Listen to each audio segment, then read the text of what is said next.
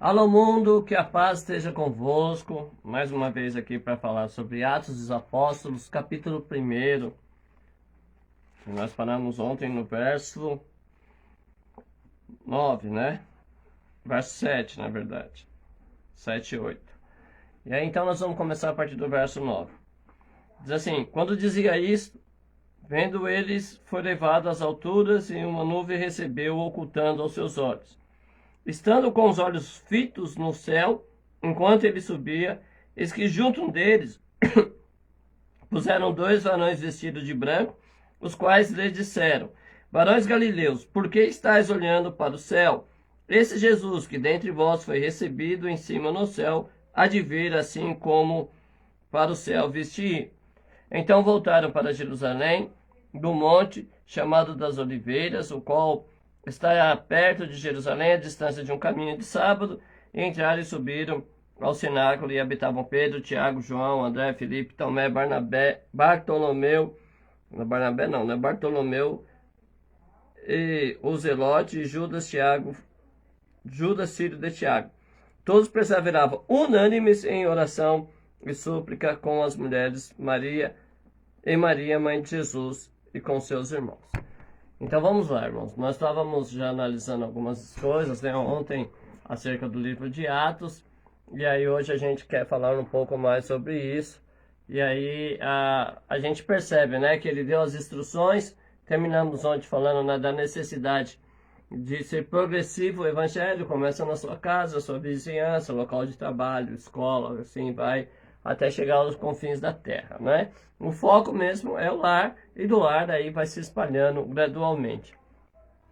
E aí diz que quando ele estava falando isso, eles viram que apareceu uma nuvem lá e ele começou a subir, se ocultando aos olhos deles. Eles ficaram atônitos, né? Penso que eu e você também ficaríamos, se nós estivéssemos olhando e vendo Jesus subir assim, porque mesmo que eles tivessem andado todo esse período com Jesus, eles não eram tão assim adaptados a essas coisas fantásticas que Jesus faz, não é?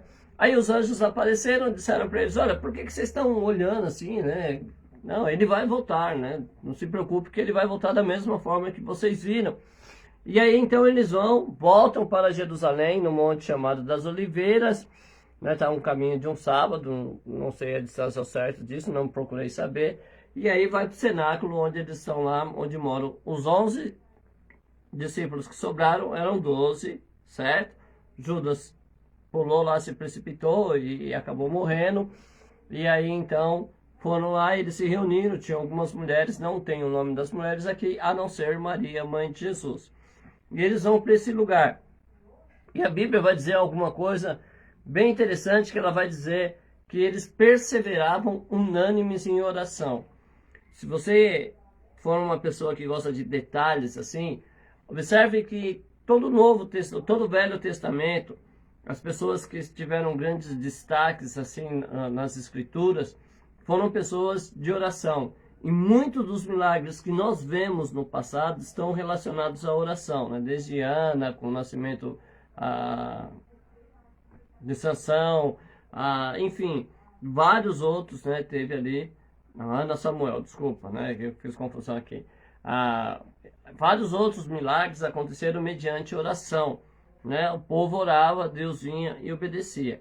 Quando João Batista ele começa a pregar a palavra lá, a batizar as pessoas, né? Tá ali, aí aparece um homem e ele diz que tinha tido uma revelação. Jesus é batizado e sobe ao monte para orar, não é?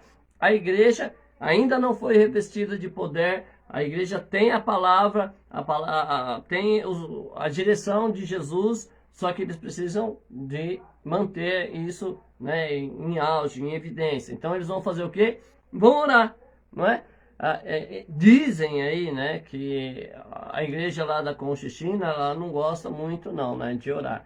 E aí a gente fica se perguntando. Não, vamos falar sério agora, né? A gente já ouviu falar de lideranças que são contra a oração, ou lideranças que afirmam publicamente que não gostam de oração, né? Eu fico pensando como é esse relacionamento dessa pessoa, primeiro com Deus, né? Porque se ela não gosta de orar e a oração é um diálogo com Deus, como é que pode isso? Como é que pode não gostar disso, né? Eu tenho, né, minha família e a gente briga, puxa cabelo, dá soco, não, mentira. A gente conversa muito, né? Mas faz falta, tanto é que o celular hoje tem as páginas, né, de conversação, que quando você está longe, você pode, em vez de ligar, gastar tudo o impulso, você vai lá, manda mensagens gratuitas pela internet e você fica papão lá, né, falando um montão. E se você olhar o seu celular, abrir na lista do WhatsApp, vamos pegar o WhatsApp, você vai ver que tem um monte de contato que são pessoas que você gosta e que você conversa com elas, mesmo sendo via WhatsApp.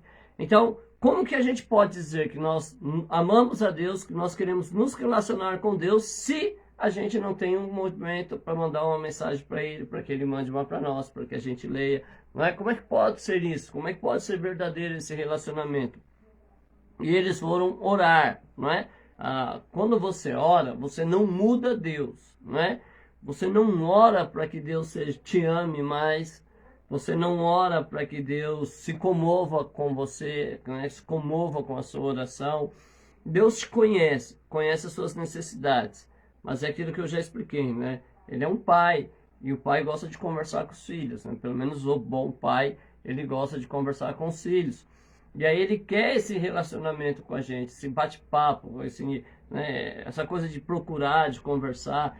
É mais isso que Deus procura do que essa questão de você ficar suplicando, sabe? De você ficar implorando coisinhas que às vezes você sabe que nem tem direito, sei lá. Tem muito tipo de orações assim que a gente precisava abrir os olhos. Não existe uma fórmula correta de orar, né? Isso é balela que a teologia vai criar. Cada um vai orar da sua forma, do seu jeito, na sua posição. Uns juntam as mãos, outros esticam o braço, outros deitam no chão, outros ajoelham, outros oram em pé, ou alguns oram sentados, alguns dormem quando oram, ou oram quando está dormindo. Enfim, a oração, ela não tem uma regra básica, né? Nós temos o modelo da oração, que é o Pai Nosso, e que se você pegar esse modelo aí, dá para você orar umas 2, 3 horas baseada a sua oração na oração do Pai Nosso, tranquilo, tranquilo, tranquilo. Se começar a bater um papo com Deus sobre o Pai Nosso, refletindo sobre o que Ele diz, tem 2 horas ou mais de oração para você fazer aí, baseado no que a oração do Pai Nosso diz. E aí então, eles estão ali perseverando em oração. Aí do verso 15 em diante, na minha Bíblia o tema é Matias é escolhido apóstolo em lugar de Judas. Diz assim: naqueles dias, ou um daqueles dias qualquer, Pedro se levantou no meio dos discípulos. Ora, a multidão junta era de quase 120 pessoas, que é a mesma multidão que vai ser batizada daqui a pouco. Peraí. E aí eles estão lá, e Pedro, tinha que ser ele, diz assim: varões irmãos, convinha que se cumprisse as escrituras que o Espírito Santo predisse pela boca de Davi acerca de Judas, o que foi o guia daqueles que prenderam a Jesus, porque foi contado conosco e alcançou sorte nesse ministério. Ora, esse adquiriu um campo com um galardão da iniquidade, e precipitando-o se rebentou pelo meio, e todas as suas entranhas se derramaram. E foi notório a todos que habitam em Jerusalém, de maneira que na sua própria língua, esse campo se chama Aceldama, ou isto é, campo de sangue. Porque, bom, vamos fazer uma pausinha aqui. Então Pedro se levanta, lembra os apóstolos que eles eram 12, mas que falta um, né? Porque o Judas se precipitou, traiu Jesus, isso estava escrito. É importante assim, a gente observar aqui que Pedro ele começa agora a falar, mas ele já vai lembrar das escrituras, como foi predito lá pelo Espírito Santo acerca dele, né? Que teve a parte nesse ministério, né? O ministério dele foi legítimo ali junto de Jesus, mas acabou sendo o que conduziu, né, Jesus para ser preso. E aí o desespero, vocês devem ter lido lá em Lucas, não volta lá, lê nos evangelhos também para ver na história, que ele vende Jesus, né, traz Jesus com um beijo lá, e alguns irmãos até proíbem o ósculo dos santos com isso, mas isso não tem nada a ver, né, alegação aí, a proibição do ósculo mesmo é mais uma questão machista, né? Porque imagina eu dar um nome, saudar alguém com ósculo santo. Por isso até muitas vezes a congregação é criticada, mas depois, um dia a gente estiver estudando as cartas, a gente vai ver que Paulo ordena, né, que se saúde uns com os outros com os ossos. Então, aí fala sobre Judas, fala do ministério que ficou vazio, né, sobre o galardão da iniquidade, e de como Judas acabou se matando, porque isso estava escrito no livro sobre essas coisas. Então veja que se você lê os evangelhos, se você já tem algum tempo de crente, e você já leu a história de Jesus, né? Porque senão como é que vai acreditar em Jesus sem conhecer a história dele, não é? Vai ficar que nem Jó acreditando, né, naquele que ouviu sem ter uma experiência de olhar para ele. Então, se você não leu ainda, leia os 4 evangelhos, depois volte para cá, né? As lives vão ficar gravadas aí, dá para você acompanhar tranquilo, porque Judas... na vida de Jesus, você vai lendo e vai vendo assim, para que se cumprisse o que fora dito, para que se cumprisse o que dizia as Escrituras, para que se cumprisse. Então, tudo isso fazia parte de profecias que tinham sido escritas, as profecias messiânicas, né, como nós chamamos, e também aí as profecias para a igreja, e Pedro está lembrando dessa profecia, que é bacana isso, porque muitas vezes, irmãos, nós somos questionados acerca de certas coisas, né, sobre o Velho e o Novo Testamento. E veja que a igreja, ela está aqui, né, nasceu, Jesus passou os 40 dias com ele, subiu ao céu, voltaram para Jerusalém, estão orando, e Pedro, então, na primeira manifestação que vai ser relatada, ele vai fazer o quê? Lembrar as Escrituras. Vale a pena lembrar você que vai ler o Novo Testamento agora, e que você vai ler os evangelhos de Jesus, que toda vez que a palavra diz assim, as Escrituras, que se cumprisse para que as Escrituras, ele está falando de Velho Testamento, não é? Ele não está falando do Novo, porque o Novo ainda não tinha nem sido escrito. Então, toda vez que nos evangelhos é citado as Escrituras, se refere ao Velho Testamento. E é o que Pedro está fazendo aqui, certo? Se referindo ao Velho Testamento, aí dá um sinal, né, ou deixa entender, como você quiser, aí, de que há uma importância de conhecer o Velho Testamento também. Eu acho super importante, né? Nós temos muita coisa boa para aprender e fica muito mais fácil entender não só o ministério de Jesus, como o próprio ministério da igreja, não é? Aí no verso 20 ele diz assim, porque no livro de Salmos está escrito, mais uma vez as Escrituras, fique deserta a sua habitação e não haja quem habite nela, e tome outro o seu bispado ou a sua superintendência.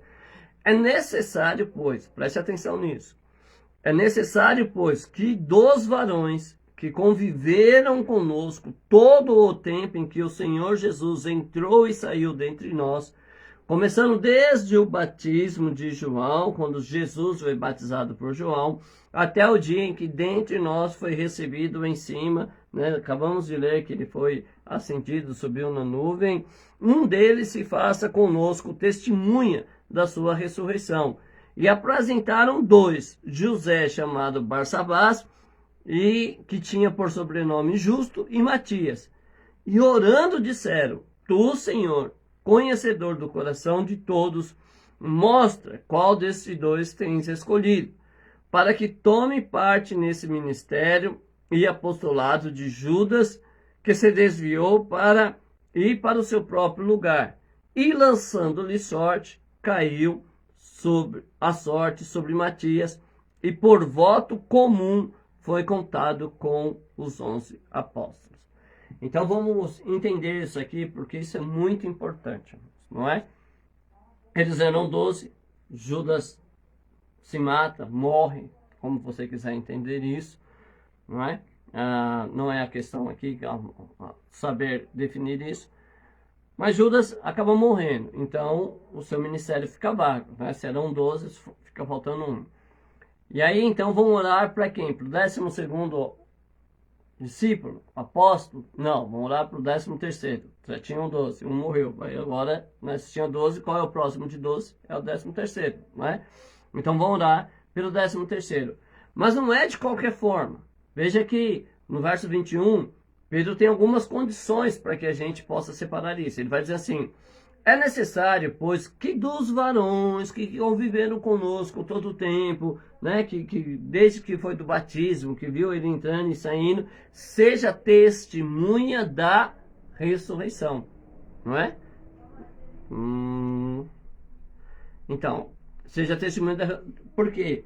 Porque qual era a grande mentira daquele momento, a grande fake news? É que os homens tinham ido lá e roubado o corpo de Jesus, né? Então tinha que ser testemunha de que ele verdadeiramente ressuscitou, que foi visto, né? Alguns deles ficaram... Aqui, quando a Bíblia fala que ele ficou com os discípulos, não quer dizer só os 11, né? Então mais pessoas desses 120 aqui, que era um grupo mais unido, foi contemplado por eles. E aí então, agora eles podem ser testemunha. Então, dentre as exigências que Pedro colocou, e a gente vai entender isso depois, que há uma exigência para fazer essa substituição, apareceu o Justo e Matias, né? Barsabás e Matias. E eles orando novamente, né? Fizeram aquela oração bem profissional, pentecostal, né? Tu, Senhor, conhecedor dos corações de todos, mostra qual destes dois tens escolhido, para que tomem parte, né? Nesse momento aqui, a gente precisa entender isso também. Nesse momento, o que acontece? Nesse momento, nós temos a igreja se formando. Na verdade, ainda nem foram batizados, nem foram revestidos com o poder do Espírito Santo ainda, mas eles entendem que precisa de eleger um substituto para Judas, não é? Eu até fiz um curso que o professor tinha um hábito de dizer o seguinte: sucesso sem sucessor é fracasso. Então precisava de um sucessor para Judas, não que ele tenha feito sucesso, mas precisava. E aí eles então oraram ao Senhor, separaram, pegaram, tem que ter essa qualificação. Acharam dois que tinham essas qualificações, trouxeram para os discípulos, apresentaram, esses dois aqui, eles se encaixam aí. E agora como é que faz? E aí João, né, Pedro, foram orar, Deus escolheu a Matias, e o verso 26, e lançando-lhe sortes, caiu a sorte sobre Matias, e por voto comum, né? Ou seja, Deus elege, né? Mas eles ainda têm que olhar aquilo para ver se verdadeiramente é Deus, né? Eu não sei quanto tempo você tem de igreja, nem que igreja você aceitou Jesus, mas algumas igrejas pentecostais antigamente tinham uma coisa que a gente chamava de prova, né? Então, não é que nem hoje, né? Hoje eu vou para a igreja, aceito Jesus, e aí canta um corinho emocionado lá, oh, glória a Deus, aleluia, ó, Deus manda dizer, irmão. Não é assim não. Antigamente, você ia para a igreja, começava a ir, começava a buscar a Deus, sedento, ia, orava, jejuava, consagrava a sua vida, e de repente você, pá, tinha uma revelação para passar para a igreja, você ia para a igreja e falava, não. Você procurava o seu pastor, conversava com ele, ou o seu líder de grupo, falava, ó, tive uma experiência assim, e aí você era levado, né, para fazer a prova. O que era a prova? Os irmãos mais capacitados, os irmãos separados para isso, né, irmão? Você vai ver que na Bíblia, muitas vezes, você vai ver que tem pessoas específicas para obras específicas. Então havia, né, esse grupo específico que oravam para que pudessem ter certeza que você realmente tinha recebido o dom, que realmente você tinha visão, revelação, profecia de Deus para passar. E como é que era feito isso? Entrava um grupo de oração, né, geralmente com a igreja reservada, um horário, né, com a porta fechada para não causar muito escândalo, e os irmãos oravam, e aí então se você tivesse uma revelação, Deus confirmaria pelo Espírito Santo, usando uma outra pessoa que testificaria de que verdadeiramente provinha de Deus, não é? Se certo ou errado, tem muitos pontos para nós estudarmos, mas era mais segurança, né? Era mais prudente, era mais sábio fazer assim. Se nós vamos conseguir trazer isso de volta, eu não sei, porque a gente tem medo, né, de passar pela prova, né? A gente tem medo de que as pessoas nos avaliem, a gente tem medo de que as pessoas possam julgar a nossa obra. E eu não sei por que a gente tem medo. Você não tem certeza de que você faz é de Deus? Você não tem certeza que o Espírito que te usa é o Santo? Você não tem certeza de que o que você fala, o que você ministra é de Deus. E se você tem essa certeza, então por que você tem medo de passar pela prova? Por que tem as pessoas desanimarem? Por que tem as pessoas colocarem a luz da palavra para saber o que você está fazendo ou não? Né? A palavra, a lei, ela só intimida os fora da lei. Então, é o que eu falo sempre aqui.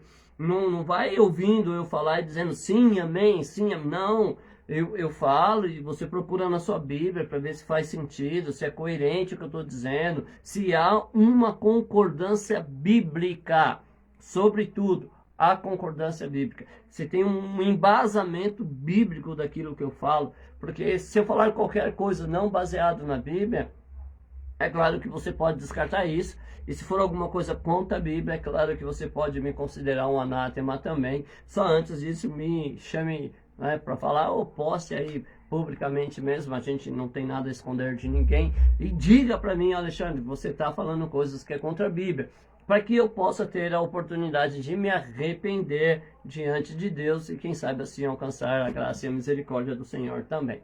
Amém? Então eles oraram, tiraram a sorte, é uma coisa que você vai ver aqui e que você não vai ver em outro texto no Novo Testamento, né, para a sucessão de ministério, até porque a gente não vai mais ver isso. A gente vai ver daqui a pouco a eleição dos diáconos, né, que eles têm características específicas também, né, tem as condições para que sejam eleitos como diáconos ali no capítulo 6.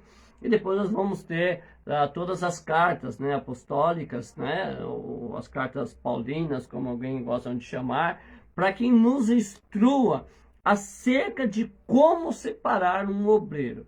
Então, vamos entender isso aqui rapidinho. Deixa eu só ver, dá tempo de falar. Vamos entender então mais ou menos, porque eu intitulei isso aqui Base da Igreja. Então, o que acontece muito hoje nas igrejas? E como sempre, eu friso que estou falando de igrejas pentecostais.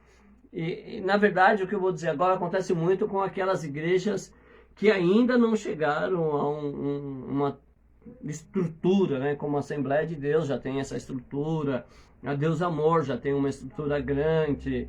Algumas outras igrejas pentecostais têm uma estrutura que já não vai nem precisar ouvir o que eu falo aqui. Mas algumas igrejas menores sofrem muitas vezes porque falta essa visão aqui. Primeira visão administrativa, certo? Tem um presidente, beleza, legal, a gente entende que precisa ter um líder, né?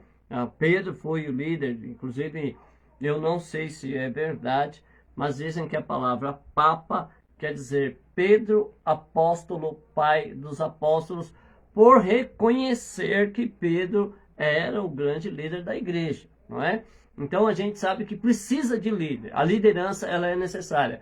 E se nós formos concordar que Deus permite que homens abram um ministério, então a gente precisa concordar que precisa de um presidente. Só que muitas vezes esse presidente, ele não tem uma base para ajudar ele a conduzir o trabalho, não é? Ele não tem uma estrutura de pessoas qualificadas para poder conduzir esse trabalho. E aí vai sofrer, né? Por mais servo de Deus que seja, por mais boa intenção que tenha de abrir uma igreja, vai sofrer. E corre o risco de se tornar ainda um perdido, né, na fé, porque pode se decepcionar muito, pode causar muitos estragos na vida de outras pessoas. E tudo isso, a partir do momento em que nós conhecemos a verdade, nós nos tornamos responsáveis. Então, você tem uma igreja, você abriu uma igreja, né? Deus permitiu isso, você está crescendo aí, começa então a separar pessoas para andar do seu lado, né? As igrejas batistas e a grande maioria das igrejas norte-americanas, elas têm o grupo de diáconos, né? Que é um conselho, na verdade, né? Que as pessoas são capacitadas pelas virtudes da Bíblia que dizem aqui, e você cerca-se. Aqui a gente tem um modelo bacana de Jesus, que não é uma célula, não é?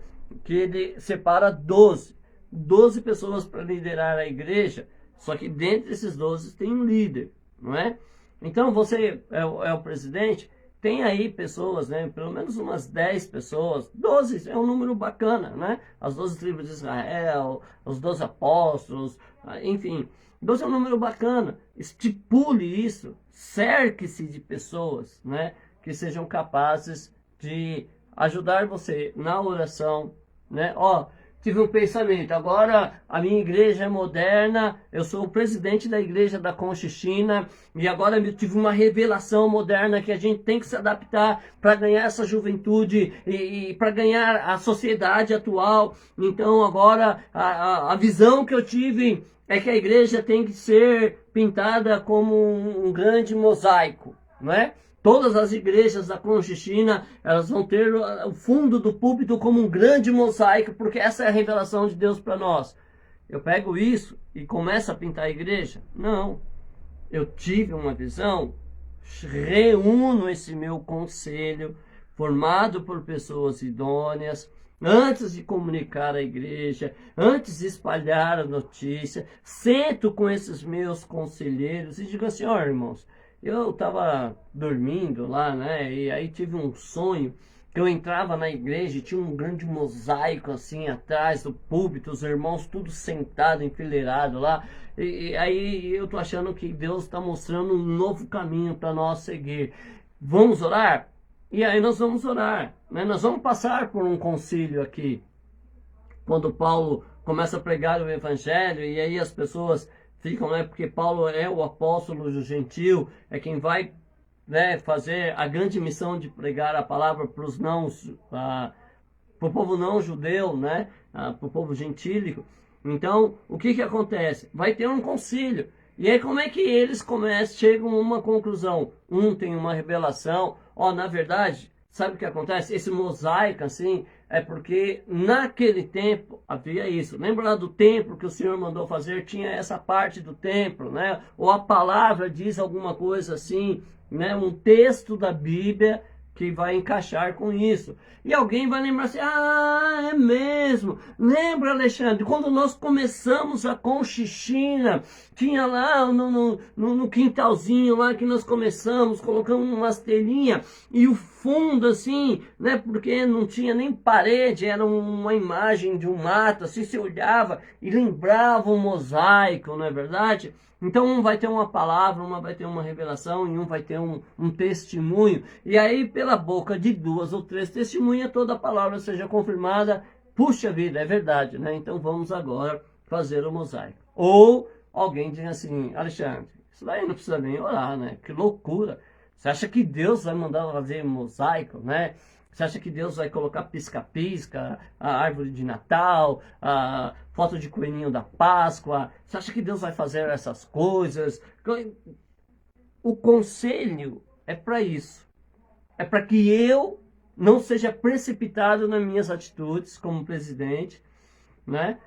Que eu posso ter sonhos que não são de Deus, eu posso orar e ter impressões que não são revelações de Deus, mas impressões humanas, né? E eu preciso desse conselho para me apoiar naquilo que é de Deus e para me frear, né? Porque senão eu começo a achar que eu faço parte da igreja de Coríntios, aí eu combato de Paulo, combato de Pedro, bato no peito de que eu sou de Cristo. E que Cristo está me mostrando tudo, e tudo que eu faço tem que ter uma revelação de Deus. Ó, Deus mandou pintar a parede de cor de rosa. Amém, pastor, vamos pintar de cor de rosa. Ó, Deus me mostrou agora que os irmãos devem congregar sempre de gravata do perna longa. Aí todo mundo compra. Tem que ter alguém para brecar. E dizer assim, não, Alexandre, isso é vaidade da sua cabeça, rapaz. Misericórdia. Vamos orar um pouco mais.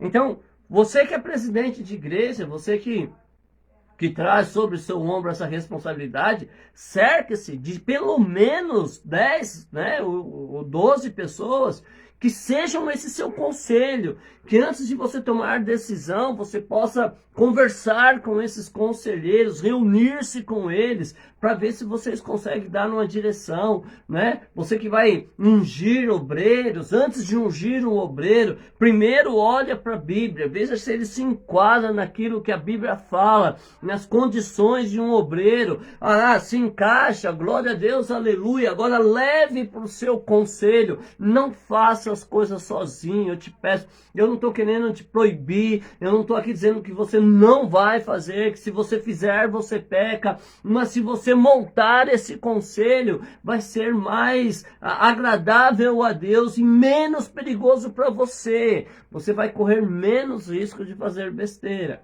não é? Então, cerque-se de pessoas que possam te dar conselho.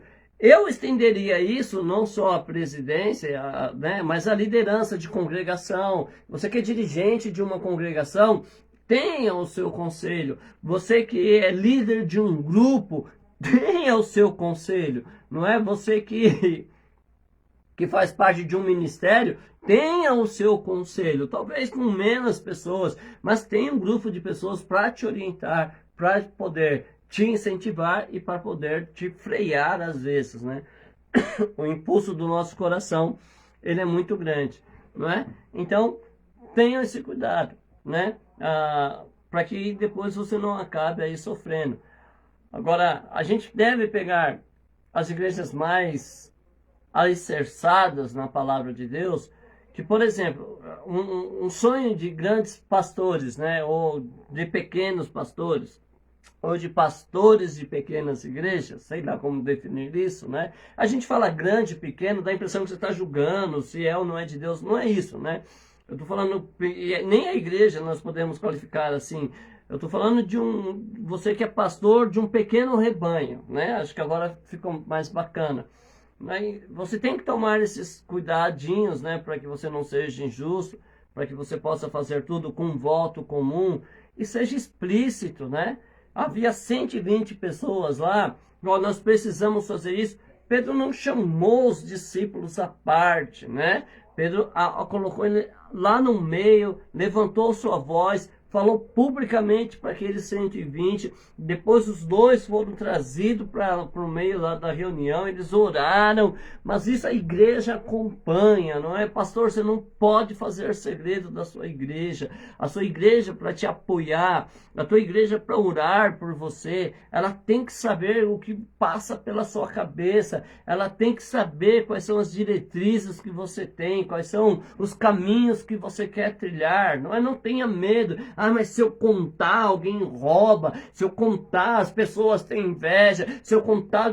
se relaciona com Deus, meu irmão. Em nome de Jesus, o Deus que te deu a direção faz você chegar lá. Ele manifesta o querer e o efetuar. Agora, se o seu Deus perde para a inveja de alguém, se o seu Deus para na inveja do diabo, eu vou dizer para você, na verdade você precisa orar e se converter ao Deus da Bíblia, porque esse Deus sim, esse não tem bloqueio, nenhum para de pé na frente da gente e ele nunca perdeu batalha e nada pode impedir ele de operar, tá bem? Esse é o Deus da Bíblia que nós conhecemos. Esse negocinho místico que as pessoas ficam falando, na verdade, eu queria dar um conselho para você que me ouve, principalmente se você é pastor, principalmente se você é líder, para tirar o misticismo da fé cristã, gente, não é? A gente tem que parar com isso, irmãos. Sabe, é umas coisas assim meio que estranham para nós que conhecemos a palavra, não umas coisas meio místicas, o lenço branco, a rosa branca, a água que vem não sei da onde, o pó que não vem não sei do que. Isso é coisa de pirlim-pim-pim, né? Magia que você pega o pó e joga, você pega a água vencida, a porção que você fez e bebe. Isso daí não é do evangelho, isso daí são das religiões místicas. Não é? Deixe que eles usem isso porque isso condiz a eles. Nós não. Nós vivemos pela palavra, conduzidos pelo Espírito Santo, cheios da graça de Deus, e isso nos basta, não é? Isso nos basta. Então, amados irmãos, prestem atenção, não é? Principalmente você que é líder, principalmente você que tem a responsabilidade sobre o seu ombro, e a gente percebe muito bem, então, que essas são as bases da igreja. A base para conduzir, a base para dar testemunho de Jesus, a base para sucessões, não é verdade? Existe, por exemplo, e eu sei que existe, né, infelizmente, pastores que se acham donos da igreja, né? Inclusive uma vez, num debate acerca de algumas coisas, o irmão teve a ousadia, né, ou a coragem, sei lá, de dizer para mim assim, ó, na minha igreja você não prega. Eu disse, que bom, irmãos, porque eu só costumo pregar na igreja de Cristo. Se a igreja é sua, não faz nem sentido eu querer ir lá, não é? Porque às vezes as pessoas às vezes acham que a igreja ela é uma propriedade particular, não é? Que ela pode ser passada como herança, que você pode, por exemplo, eu sou pastor, então o meu filho vem, e eu falo isso de igrejas pequenas, mas eu conheço igrejas grandes que têm essa visão, viu, irmãos? Eu já ouvi um pastor que eu admiro muito, acho que ele é muito sábio, muito coerente, mas eu já vi ele falando que ele está esperando o filho dele se desenvolver um pouco mais, que ele quer passar o ministério por filho. Isso não deve ser feito dessa forma, não. Porque dentro dos seus conselheiros, eles devem decidir quem vai tomar a direção da igreja depois. Mas isso é um outro assunto e a gente fala um pouco mais quando a gente tiver mais tempo. Eu espero que você tenha entendido, não é? Sucessão de ministério deve ser feita debaixo de oração, à luz da palavra de Deus, não é? Jesus subiu, ele vai voltar, ele deixou os conselhos todos e amanhã, se Deus quiser, nós vamos falar da descida do Espírito Santo. Jesus falou, fique em Jerusalém até que vocês sejam revestidos, né? E aí nós vamos ver como é que isso aconteceu. Vamos falar sobre a língua que não é a língua estranha do dom, não é? Não foi isso que aconteceu em Atos capítulo 2, no dia de Pentecostes. Por que dia de Pentecostes, você sabe? Você sabe por que nós somos chamados pentecostais? Porque foi na festa de Pentecostes que o Espírito desceu. Mas o que é a festa de Pentecostes? Você sabe? É algo que a gente poderia carregar mesmo esse nome, né, pentecostal, porque foi no dia de Pentecostes que aconteceu. A gente precisava repensar sobre isso. E aí, qual é a sua opinião? Espero você amanhã para a gente falar sobre isso. Agradeço a presença de todos. Você que vai assistir depois, continue curtindo, continue compartilhando. Se você aprendeu alguma coisa que você achou bacana, por favor, comunique a alguém, fale que você ouviu e que todos os dias, né, de segunda a sexta, nós estamos aqui às 22h30 falando da palavra de Deus. Tem canal no YouTube, tem Instagram, enfim, pode curtir, compartilhar. Se você quer aí falar alguma coisa que você ficou em dúvida, né, pode nos chamar no chat, ou pode, né, falar aí publicamente também. Quem sabe mais alguém ficou com alguma mesma dúvida que você, isso vai resolver tudo.